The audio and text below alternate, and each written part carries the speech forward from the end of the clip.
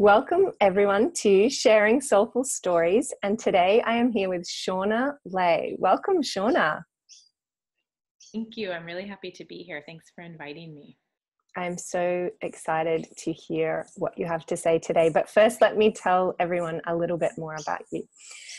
So Shauna is a women's life coach, a yoga teacher, and the co-founder of Give $1 a Day and a mama of two.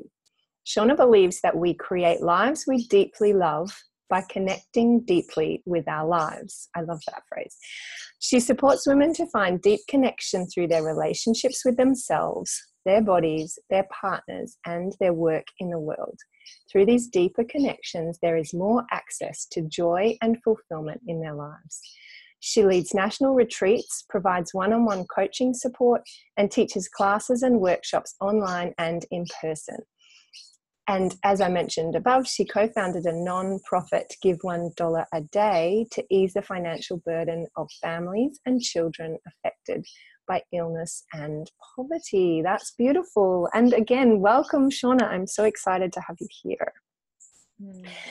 So as I think you know, I hope you know, we're here to talk about spirituality. And I would love to open with the question, what does spirituality mean to you?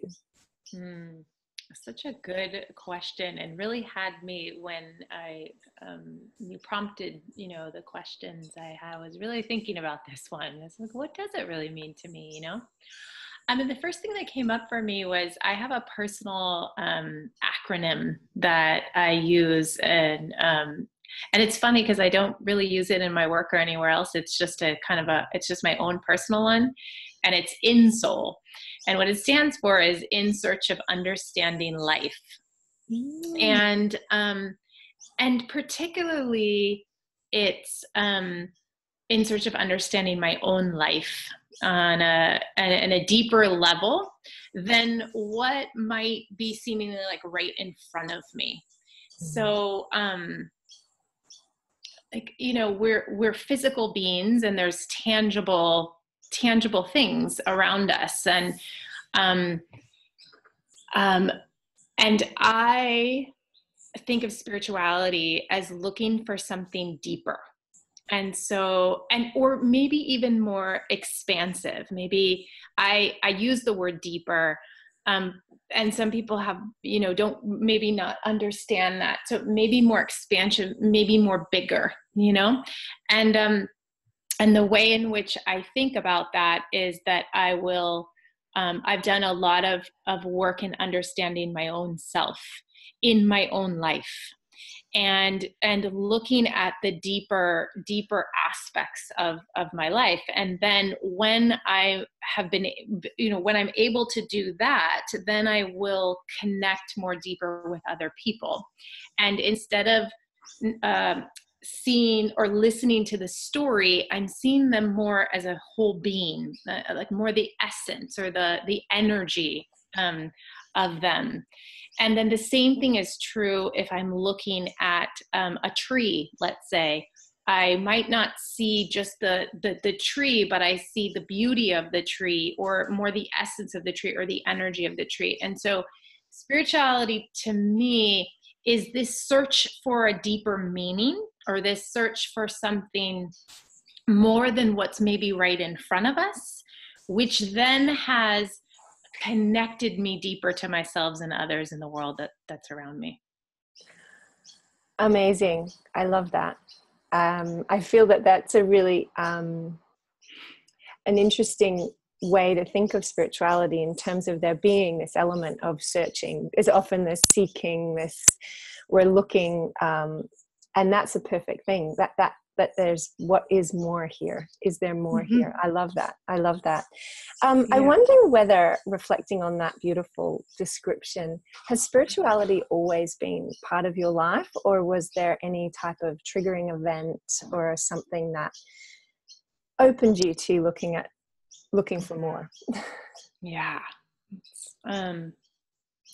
So no, there wasn't necessarily a triggering event. I think I was born open. I feel like my spiritual journey began really when I was born, and I think all of our spiritual journeys really begin when we're born. And it's, but life experiences, and trauma, in my life really disconnected me from myself as a young child.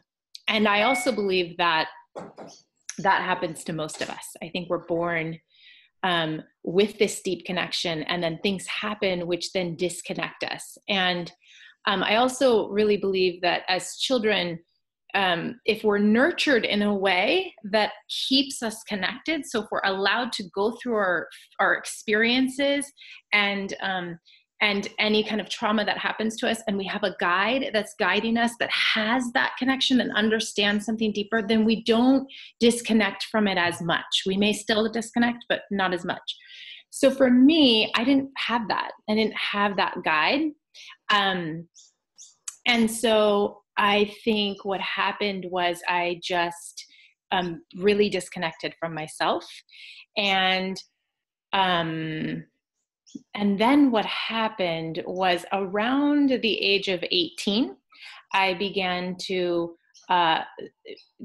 look for something else, you know, and I began to really started with writing in my journal and talking to God. I would just say like, hey, God, you know, what's going on here? You know, what's happening? Like I was already in search for something, some more meaning, something. And so there was nothing really like specific. There's certain things throughout my journey that, you know, came into my presence, and I was like, oh, let me try that kind of thing, but nothing specific that I remember that really triggered. Perfect. I love that is one possible route in as well, that there doesn't need to be this big triggering event. And I feel that there's a lot of truth in what you said for me, in that, you know, you're born connected, and then most of us lose that connection. And then we're on this type of seeking, where is that connection again? How do I find that again? So I love that. I love that. And I wonder though, if you could share a little bit more about your spiritual story and any highs and lows, things that stand out for you, for people to see if there's things that resonate. Yeah, totally. So it's long, it feels long, you know, which is great. I feel really lucky to have been on this journey for such a long time. And so there's a lot of pieces to it. But I will say one of the first memories that I have of seeing something more was when I was around the age of 5. And we had driven up to my house, and I, around the garage, saw these 2 fairies, these fluttering fairies. And I still have the vivid memory of it. And I was like, Mom, I see fairies. They're right around our garage. And thankfully she didn't, you know, put it down. She didn't say like, what are you talking about? She was like, she was really fascinated and interested, and was like, wow, that's so great, you know? And so I think that there was, like I said, there was already an openness there inside of me, with me, that I was born with, and thankfully it wasn't really shut down at that time. It was great. And then I went around that same time, but after, I was sexually molested, and that's when I started the disconnection, because I think that I didn't understand what was happening to me. I didn't understand the experience, and I started to shut down and become really quiet and really reserved. And I was already sort of quiet and reserved. I like to spend a lot of time next to my mom. I like to observe people and watch people. That was something that I just had interest in. But this had me like, this really changed the essence of who I was. And so it took me more to a place of anxiety and depression and worry. And I had those kind of feelings inside of me, and I didn't even understand those. Mm. And so when I say like the trauma that we have, sometimes if we're not guided through that trauma, which of no fault to anybody, then we can't understand what our own emotions are. And that's really what happened to me. And then it was really around the age of 20, I found yoga, and I sort of stumbled on it because I was in college and I had back pain, and I've had back pain from the time I was really small, which I could probably relate to my trauma. And so I was living in a house, and my neighbor was a young girl like me in her 20s, and her mom was a yoga teacher, and it was in Santa Barbara. I lived in Santa Barbara at the time. And she had just won best yoga teacher in Santa Barbara. And I had gone upstairs to go visit my friend, and her mom was sitting there. And I vividly remember her, and remember thinking like, she's interesting to me. Like, I'm interested in her, you know? And so her daughter invited me to her yoga class, and I went to the class, and I remember walking in and taking this class. And after, she said to me, her mom, the teacher, said to me, I want to give you a free month of yoga because you brought my daughter here, you know? And I was like, okay, I'm in college. I don't have any money. This is great. And so I said, yeah, let's do it. And then I began to take classes from her, and I continued to take classes from her. I loved it. And it was really this time where I felt deep connection to my body, which was a good way in for me. And it was a way for me to start to understand myself and understand my emotions, but from a very physical body level. And quickly I started to become more present to my life, like things like brushing my teeth. I was like, oh, I'm brushing my teeth right now. Like very simple things of connection. Like, this is what I'm doing right now, and becoming just naturally more present through the practice of yoga and through the practice of being in my body. So that's really kind of like the lead up to then where, and then it just was lots of things. So I've always been quite open. So I worked with a channeler for a while. I've gotten lots of body work over time. I've gotten craniosacral therapy. I've had energy work.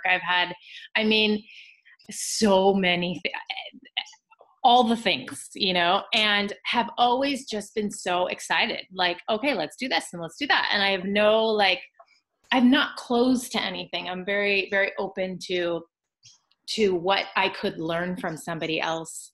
And I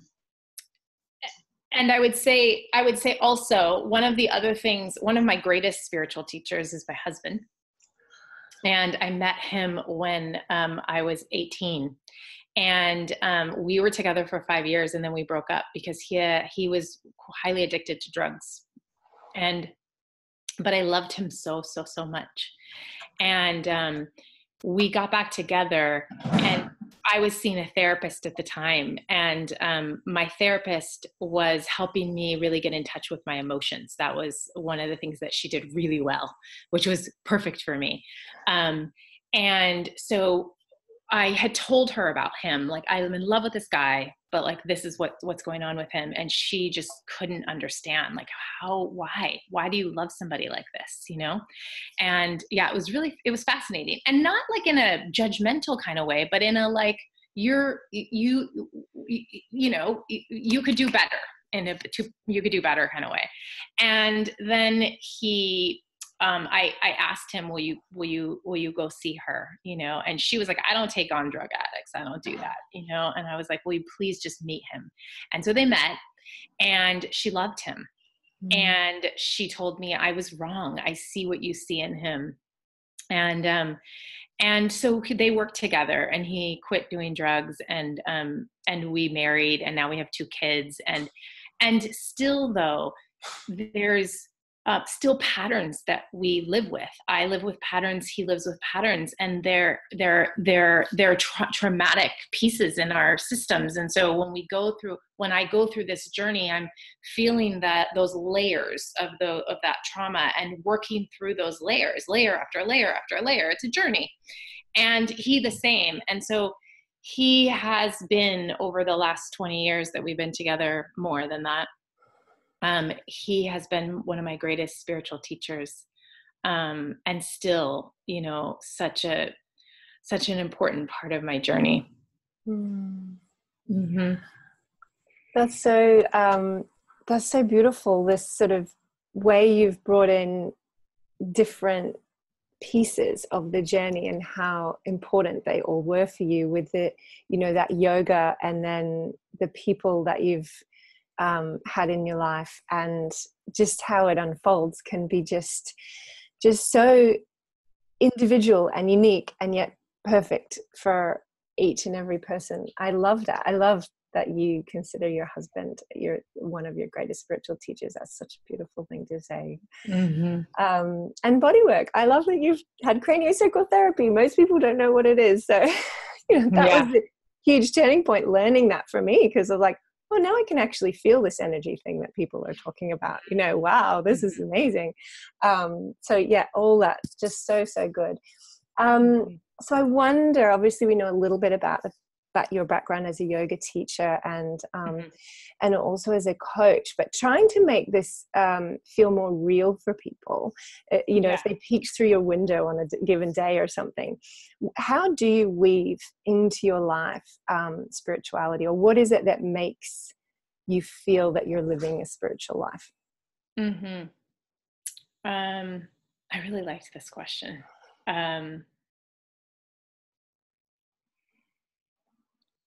So I would say the most important thing that I do now is I'm very slow about the way that I move and the way that I connect. And it doesn't mean that sometimes I'm not in a hurry. If I'm late for something, of course I'm like, I'm late, I gotta go, I'm in a hurry. But most of the time I don't live like that. And most of the time, even if I am in a hurry, I'm still very present to what's happening. But it comes from a slowness and a steadiness, and like for example, if my children are like, mom, mom, mom, but I'm talking to my husband, say, I will turn to them and say, I'm talking to daddy right now. I can't listen to you. I can't pay attention to you. So you're going to wait. You're going to have to wait until I'm done, because he has my attention. And then when I'm done, then I will come back to you, and they'll get all upset. Like, I'm going to forget. And I was like, well, then you're going to forget. It's just the way it goes. You'll be okay, And so it's this kind of way in which whatever's in front of me really has my attention. And I don't try to multitask. And can I do a couple things at the same time? Yeah, of course. But it's not what my focus is on. It's really on the single thing that's in front of me. And it becomes the most important thing to me in that moment. And I also really care for the things that are most important to me.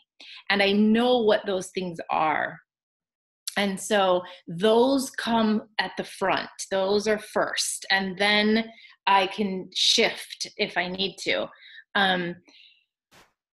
And I feel like for me, that's what keeps me really connected. It's a connection that on a daily basis I'm having, so that I can understand more deeply what's in front of me. And also in my work, I work with clients all the time. And so I'm deeply listening to the story that they're telling me, but I'm experiencing them so much bigger. And so I'm experiencing something deeper, something on a more energetic level. I'm seeing something bigger. And because of that, I'm learning through the process of communication. So as I communicate with somebody else and they're telling me the story, I'm learning from the experience that I'm having of them.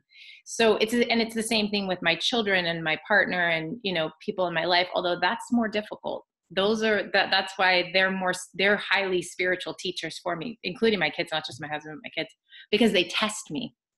You know, they really test me. They test my emotions. They know my stuff. And so they can get right in there. And then I have to be like, okay, slow down, deep breath. How am I going to respond? You know, how am I going to look at this? How can I look at this? So I would say, you know, really it's about, for me, spirituality is about being in my life. It's about experiencing my life fully as it is, in all of its like craziness and challenges and beauty and just everything, you know? Yes, I know. And I love that. And that is such a great, in a way, that's such a great way in, this concept of what is in front of me is what's getting my attention. And I so feel you with the children in particular, challenging that desire to be completely present with what you're doing. Because I have a 7-year-old little boy who would love to have my attention all day, every day if he could. Like, totally. Oh, I'm here. No, you want me again. I'm here. No, you want me again. Yep. And it tests you. It tests you. I'm like, I feel close to mastery with adults. I'm not close to mastery with children. No. I've got a long way to come with that. So thank you. Such a great reminder. And then like an actual process, like they're going to learn. This is how I give my attention. And when I'm giving it to you, I will give it to you. But for now, this person has it. I love that. Thank you so much for sharing that. Yeah. So Yeah. And one more thing about Yeah, the please. children that I experienced that is that I will say things sometimes and be like, why did I just say that? I can't believe I just said that. I wouldn't say that to somebody else, but I said that to my own children. And then I'll backtrack and look at it and be like, that's interesting. And then later on, I'll come to one of my children or both or whoever I said it to, and I'll say, you know what? I didn't like that. Like, I didn't like what I said. And so this is what was happening in the moment for me when I said the thing. And so that they can understand, like as an adult, what's happening for me. And they're the most forgiving little beings, you know. They're like, oh, Mom, it's okay. You're the best mom. You know, I love you. It's okay, Mom. You know, they're so sweet and forgiving. And then it gives me a chance to share with them my own experience of what's happening and for them to understand what might happen for them. Thank you for adding that, because that's another really, for all the parents out there that I know at least at some point in their lives are having this challenge, you know, it is, you catch yourself saying things you wish you didn't say, or, you know, it's triggered some story in you, some pattern from when you were a kid, and it's just blurted out. You're like, why would you say that? Telling my children to be kind, that was not a kind thing to say. Exactly. Oh, yes. Anyway, thank you. Beautiful. Now they call me out on it. They'll be like, yeah, that was an unnecessary thing to say. Oh yeah, you're right. It was. Fair point. Yeah, Thank I love you. that though. Yep, got it. I'll take that. Got it. Yeah. Perfect. Thank you so much, because that feels like some real practical and like really real life examples that people can, you know, it's just a raising awareness to it really to begin with, isn't it? That like, oh, okay, I see that now. So just to, as in a completion, I would love for you, if you have anything, any sort of advice for somebody that is just kind of ready to creak open the door of this and start to explore for themselves. What advice would come from you for that? Now I'm imagining that this person might be a little nervous. Yeah. Because sometimes people would jump right in. They're just like, I have stories of friends now, because spirituality is much more open and there's lots of spiritual teachers, so many spiritual teachers, which is amazing. Not so many back a long time ago, not even that long ago. There weren't that many, right? but there's a lot now, which is beautiful. And some of my friends have just, started this journey like 2 years ago or 3 years ago or 5 years ago or 1 year ago. And they're like jumping in to, full, like, it is not just like, oh, let me try this out. It's just like, boom, everything, and it's really cool to see, because for me, yoga was not popular, which was my first that was really my first dip in. And so my family thought I was in a cult. Like, it was a thing. And I really hid. I really hid in my spiritual journey for a really long time. Now I don't hide, but I did. And so I imagine if it's a person that is, nervous, I would say just be curious, wonder, and explore, because there's nothing that you have to do or that you need to do or that needs to be done in any certain way. And like you said so beautifully, like all of the stories, all the journeys that we go through are different, and they're perfect for us. And if we can trust that, if we can really trust that we're going to find our way and it's going to be perfect for us, then you just be a little bit curious. And so if your curiosity, we'll just use yoga as an example, because that's been big for me. If you're curious about yoga and you wonder about yoga, go try it. If you're curious about meditation, what is it like to have a meditation practice? Just Google meditation, and there'll be lots of people that can teach you about meditation. Or maybe it's maybe you're interested in, like, there's a conference that you see that comes up that's fascinating to you. And so sometimes what we do is we get scared, like, I don't want to do that. And so then it doesn't even allow us to explore. It just stops us from even going to those places. So I would say, don't be scared, feel into what we would call our own intuition, feel into your intuition. Does it feel like a yes? Like, oh, I might want to go do that. And then have the courage. So curiosity, and then the courage to go do that thing.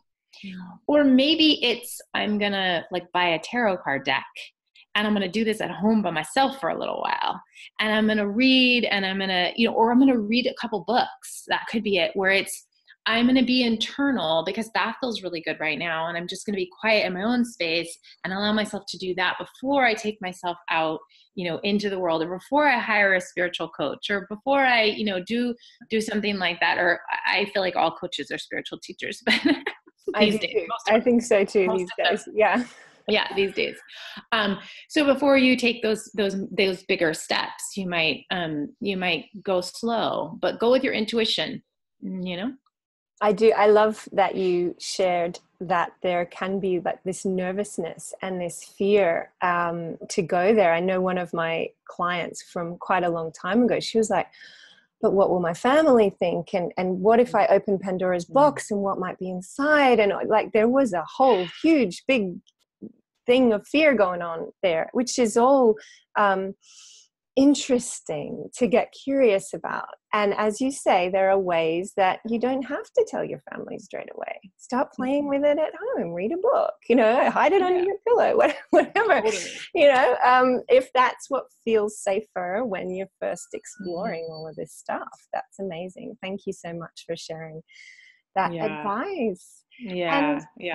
I just love so much of what you said, and, taking in all of you, as you said, while you're talking.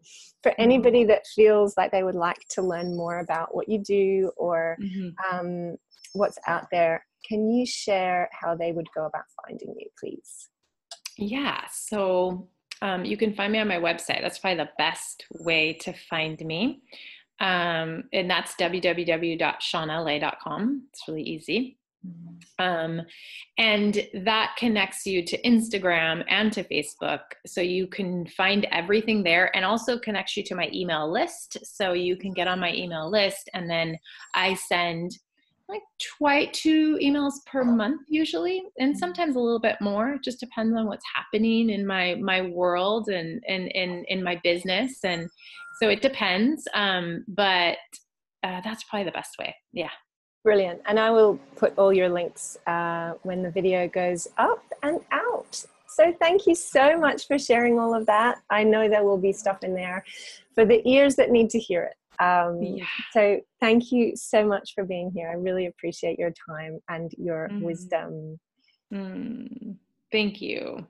Thank you.